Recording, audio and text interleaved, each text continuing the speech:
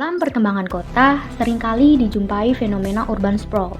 Sebenarnya apa sih urban sprawl itu dan mengapa harus diperhatikan dalam konteks pertumbuhan kota? Perkembangan suatu kota selalu berjalan searah dengan intensitas kegiatan yang ada di dalamnya. Hal ini mengacu pada konteks pertumbuhan ekonomi sebagai faktor utama penggerak kota. Namun, meningkatnya intensitas kegiatan ekonomi dan tersedianya lapangan kerja ternyata tidak sejalan dengan ketersediaan lahan yang dimiliki oleh pusat kota. Inilah yang menyebabkan tingginya permintaan terhadap lahan yang berada di pusat kota yang berimplikasi pada harga lahan yang semakin tinggi. Daerah pinggiran kota yang lebih terjangkau dan memiliki lahan yang luas menjadi jawaban atas permintaan kebutuhan masyarakat terhadap ruang kota. Sementara itu, ada karakteristik tertentu yang menyebabkan proses pertumbuhan ini disebut sebagai urban sprawl.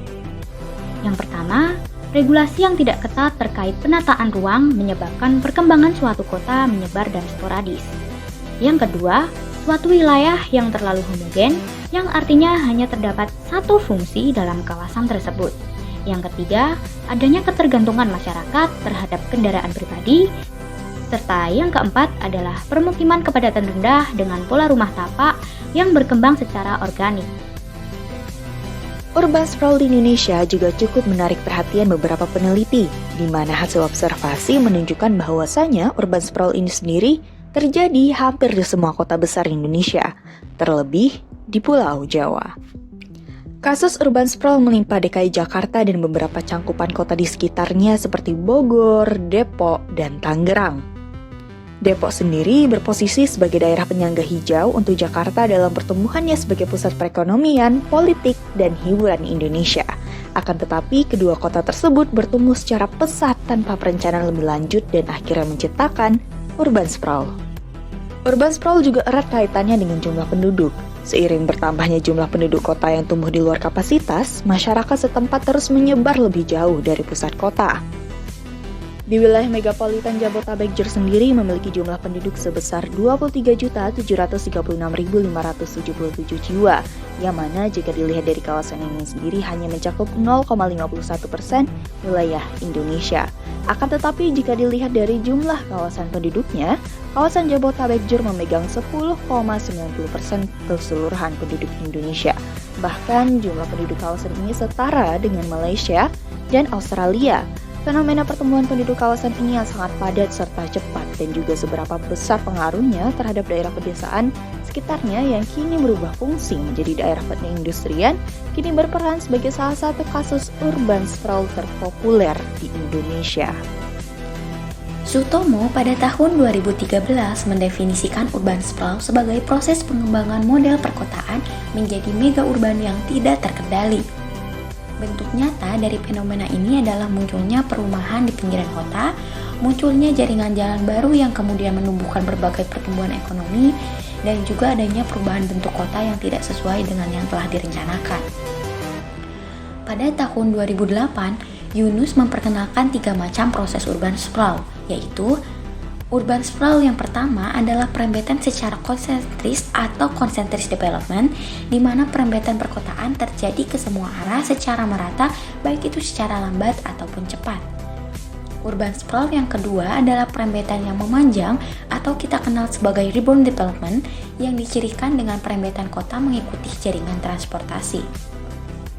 Dalam proses ini, transportasi sangat berperan penting dalam menumbuhkan perkotaan-perkotaan baru. Sementara urban sprawl yang ketiga adalah wave development atau checkerboard development, di mana perembetan ini terjadi tidak teratur dan meloncat dari kota induk. Perembetan kota ini tidak efektif dan tidak efisien.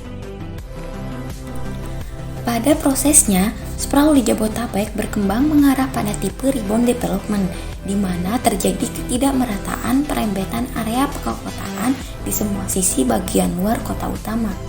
Tetapi perembetan yang paling terlihat adalah pada sepanjang jalur transportasi yang ada. Jika ditinjau secara fisik, perembetan ini bergerak dari Jabotabek menuju Cianjur, sehingga kita mengenalnya sebagai Jabotabek Punjur.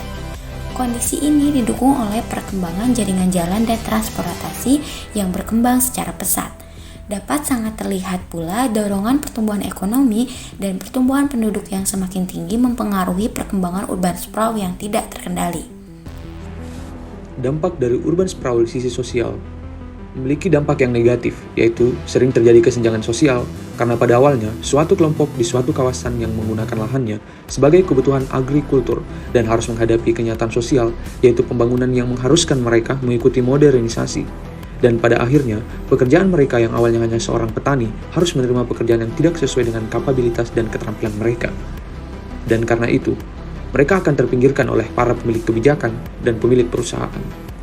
Akibatnya, akan berimplikasi serius terhadap taraf hidup layak masyarakat setempat, yang semakin tereksklusi secara sosial dan pada akhirnya akan mengakibatkan terjadinya ketimpangan ataupun kesenjangan sosial dan juga pendapat. Hal inilah yang sangat memengaruhi sisi sosial dan harus diperhatikan. Menurut salah satu ahli, Darmawan, juga mengungkapkan bahwa modernisasi pedesaan telah membawa ketimpangan pendapat terhadap sumber-sumber pendapatan bagi masyarakat.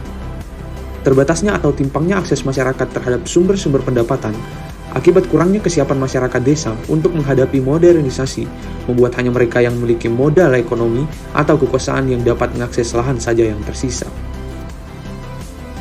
Berikutnya adalah dampak budaya yang terjadi akibat urban sprawl, yaitu yang pertama, rentannya ketimpangan kecenderungan pekerjaan penduduk suburban akibat kelemahan stabilitas sosial dan modernisasi yang dalam kurung terpaksa terjadi. Salah satu karakteristik urban sprawl adalah segregasi sosial yang terjadi akibat pengalihan guna lahan dari lahan suburban yang mana cenderung persawahan menjadi bangunan apartemen atau bangunan keperluan lainnya bagi masyarakat perkotaan atau level menengah ke atas. Hal ini akan menyebabkan pola pekerjaan yang tidak merata keuntungannya. Pola perilaku masyarakat suburban yang berbatas dengan pembangunan tersebut terpaksa harus mengikuti alur keuntungan yang terjadi, sehingga beberapa dari mereka harus mengganti pekerjaan dari petani menjadi wirausahawan. Kedua, adat suburban yang kian menghilang akibat perbatasan kota desa menipis. Urban sprawl cenderung mengambil guna lahan suburban untuk penggabungan gedung, apartemen, hotel, dan hingga fasilitas lainnya. Hal ini mengakibatkan perbatasan ataupun perbedaan antara urban dan suburban itu sendiri semakin menipis. Adat budaya yang dianut oleh masyarakat setempat perlahan-lahan melebur dengan adat masyarakat kota yang menepati fasilitas tersebut, yang mana hal itu terjadi akibat persebaran penduduk mereka yang juga menyebar ke daerah suburban. Ketiga, ciri khas bangunan suburban setempat digantikan oleh gedung-gedung tinggi. Salah satu aspek kebudayaan tata ruang adalah identitas kota itu sendiri yang tercerminkan melalui bangunan ataupun permukimannya. Urban sprawl yang kini mengambil alih sebagian besar daerah dengan gedung-gedung tinggi seperti apartemen, hotel akan merebut ciri khas tersebut dan menggantikannya dengan bangunan berciri modern. Hal ini akan menyebabkan identitas budaya arsitektur bangunan daerah menjadi menipis. Pada struktur ekonomi, urban sprawl mempengaruhi pola kegiatan ekonomi penduduk ke arah non-agrikultural. Ternyata, perkembangan ini membawa dampak baik dan buruk. Di sisi baik, urban sprawl mampu meningkatkan ekonomi masyarakat karena fasilitas-fasilitasnya yang terus berkembang. Di sisi lain, fasilitas-fasilitas tersebut ada atas dasar pemenuhan kebutuhan yang dibangun dengan menggunakan lahan pertanian. Peningkatan kebutuhan lahan di setiap tahunnya mendorong daerah pinggiran kota berkembang secara acak. Hal ini berakibat pada ketidakseimbangan perluasan lahan yang juga berimplikasi pada ketidakmerataan pembangunan ekonomi.